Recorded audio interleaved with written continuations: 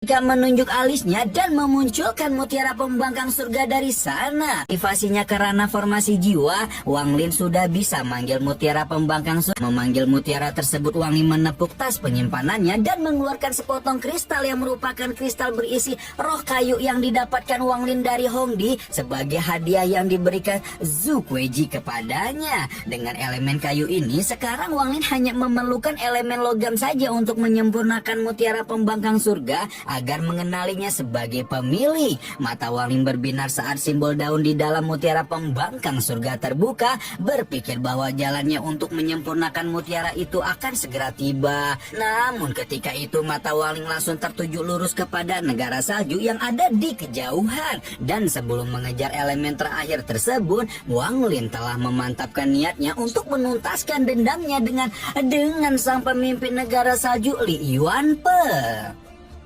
Wang Lin memasukkan kembali mutiara pembangkang surga ke dalam tas sebelum kemudian mendarat di punggung katak guntur dan tertawa kecil hingga membuat si kodok ikut mengeluarkan raungan bahagia ketika melesat ke langit seperti meteor.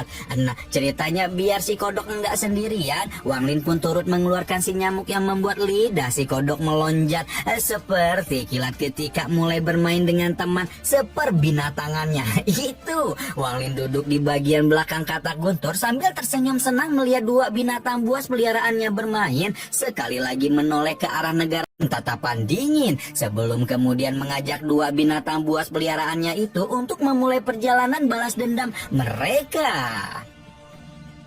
Oke, sekarang kita jalan duluan ke Suyu ya, di mana tanah hijau subur yang dahulu ditempati oleh aliansi 4 sekte sekarang benar-benar berubah menjadi hamparan putih, seolah menunjukkan pemandangan ladang salju yang tanpa batas. Matahari memantulkan salju sehingga menyebabkan cahaya yang menyilaukan menyebar ke seluruh negara salju. Namun orang-orang yang hidup di sana memiliki cara sendiri untuk melindungi penglihatan mereka. Apalagi sekarang Suyu telah menjadi negara budidaya peringkat 5 yang bisa dibilang pasti makmur, sejahtera, sentosa.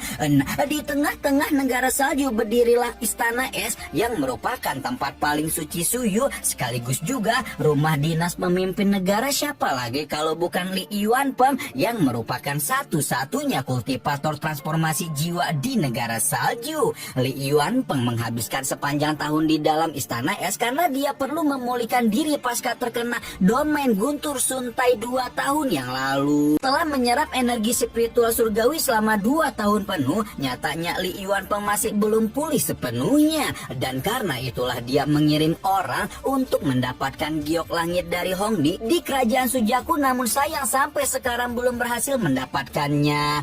Hal itu jelas membuat Li Yuanpeng bingung sekaligus sulit untuk menahan kekesalannya pada Hongdi, karena bagaimanapun dia menjadi seperti ini demi menjaga harkat dan martabat sang kupu-kupu merah. Dia menghabiskan 2 tahun ini untuk menyembuhkan luka-lukanya. Berdasarkan perhitungannya, dia akan membutuhkan 1 tahun lagi untuk pulih sepenuhnya. Sementara Li Yuanpeng meratapi nasibnya, Wang Lin sudah tiba di negara salju dan memandangi sebuah jalan di tengah kota yang membawa kenangan lama, karena di tempat inilah Wang Lin mengarungi hidup bersama manusia panah dan memahami ranah niat hidup matinya selama beberapa dekade. Hatinya sekarang menjadi melankolis memikirkan salah satu keluarganya dan Niu yang dulu sudah dianggap seperti keluarganya sendiri. Wang Lin berusaha untuk meneguhkan diri dan kembali fokus pada tujuan awalnya ketika kemudian memanggil nama Li Yuanpeng dengan lantang dari alun-alun luar istana. Panggilan itu membuat Li Yuanpeng yang sedang berkultivasi langsung membuka matanya terkejut, sama sekali tidak mengira kenapa Zheng Niu tiba-tiba saja muncul di tengah negara salju. Yang lebih menggoncang jiwanya adalah kondisi Zheng Niu yang tidak hanya pulih total dari cedera parah yang dia alami, namun juga meningkatkan kultivasinya ke puncak ranah formasi jiwa hanya dalam 2 tahun yang singkat, di mana waktu tersebut adalah sesuatu yang nyaris mustahil bahkan bagi pembudidaya veteran. Sebelum Li Yuanpeng sempat mengambil tindakan, muncullah 3 tetua negara salju yang langsung menghardik tindakan Wang Lin karena menyerang negara mereka. Banyak bicara, Wang Lin dengan ekspresi dingin mengambil langkah ke depan, menciptakan retakan spasial yang tak terhitung jumlahnya hingga akhirnya meruntuhkan setengah dari istana es dengan suara gemuruh yang kencang. Ekspresi ketiga tetua langsung berubah ketakutan ketika melihat pemandangan ini bertanya-tanya apakah Jeng Niu sebenar-benarnya telah mencapai ranah transformasi jiwa. Namun Wangling sama sekali tidak mempedulikan tiga tetua dan lagi-lagi mengunci fokusnya pada Li Yuanpeng ketika berkedip muncul di hadapannya seperti hantu. Mengetahui Wangling hendak menyerang kepala keluarga mereka, tiga tetua pun segera menghadang Wangling untuk melindungi Li Yuanpeng. Namun sayang sebelum mereka berlama-lama di sana, Wangling sudah memukul salah satu tetua yang membuatnya pindah alam. Bahkan jiwa primordial si tetua langsung dihancurkan, di mana kekuatan yang mampu menghancurkan alih formasi jiwa dengan satu pukulan ini berasal dari penggabungan tubuh utama dan tubuh keduanya. Kekuatan yang tidak salah lagi sangat menakutkan itu jelas membuat kedua tetua yang tersisa nyaris pipis di celana, dan Wangling tidak melihat mereka lagi saat dia berjalan ke arah Li Yuanpeng. Li Yuanpeng menunjukkan ekspresi gelap ketika mengaktifkan 8 balok es untuk pertahanan, tetapi sayang balok es itu auto hancur dalam sekejap mata ketika menerima pukulan Wangling yang memuat kekuatan dewa kuno. Wangling mengangkat kepalanya dan memandang Li Yuanpeng yang mulai melayang dari tempatnya sebelum kemudian berkata bahwa hari ini dia akan mengambil jiwa sang kepala negara salju dan memurnikannya sebagai jiwa utama dalam bendera jiwanya.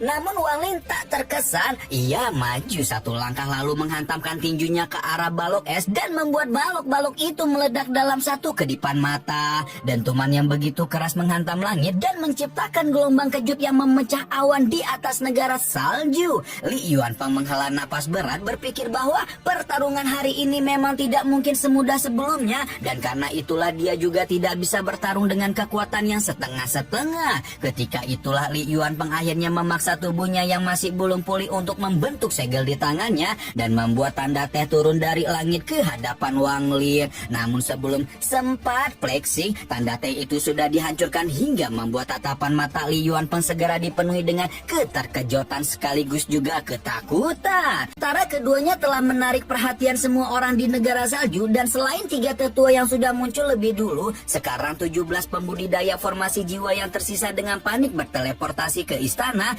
Karena bagaimanapun bagi mereka Li Yuanpeng adalah kepala negara, dan hanya karena keberadaannya lah Suyu dapat menjadi negara budidaya peringkat kelima. Dalam sekejap mata para pembudidaya formasi jiwa tiba, dan tanpa ampun lagi ragu-ragu mereka mengambil harta mereka sendiri untuk menyerang Jeng Niu. Namun Wangling tetap tenang dan hanya mengucapkan kata "enyahlah" yang segera bergema di langit dengan teror mencekam, seolah-olah suara itu adalah wujud dari kemarahan surga. Kemarahan surga bukanlah sebuah metafora yang berlebihan, karena memang gemuruh yang muncul di langit ini merupakan deru pertama Wangling sebagai dewa kuno dengan kekuatan penuh.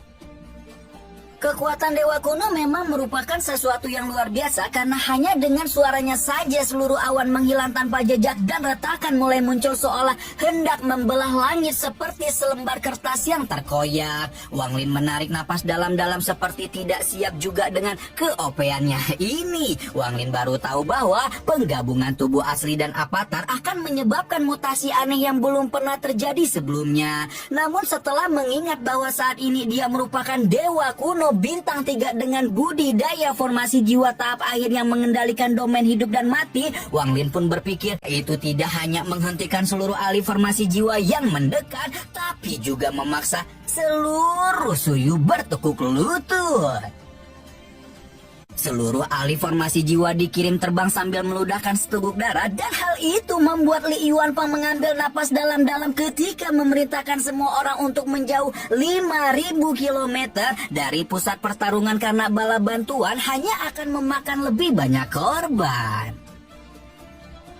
Wangling maju selangkah dan melompat ke arah Li Yuanpeng dengan pukulan tajam, berkata bahwa hari ini dia akan menyelesaikan masalah di antara mereka sejak 2 tahun lalu. Ekspresi Li Yuanpeng suram saat dia dengan cepat mundur sebelum mengeluarkan harta warisan Suyu yang berbentuk seperti drum kecil dengan alunan lagu aneh yang terdengar seperti detak jantung. Wangling merasakan detak jantungnya dipengaruhi oleh suara drum, namun pada akhirnya dia masih bisa menenangkan diri dan membuat Li Yuanpeng memukul drum kecil itu dengan lebih keras dan lebih cepat. Wang Li melepaskan geraman rendah ketika merasakan kekuatan misterius mengganggu detak jantungnya dan buru-buru meraung kencang yang membuat kekuatan misterius itu hancur sehingga dia dapat mendaratkan pukulan pada drum kecil yang langsung menghancurkannya menjadi debu.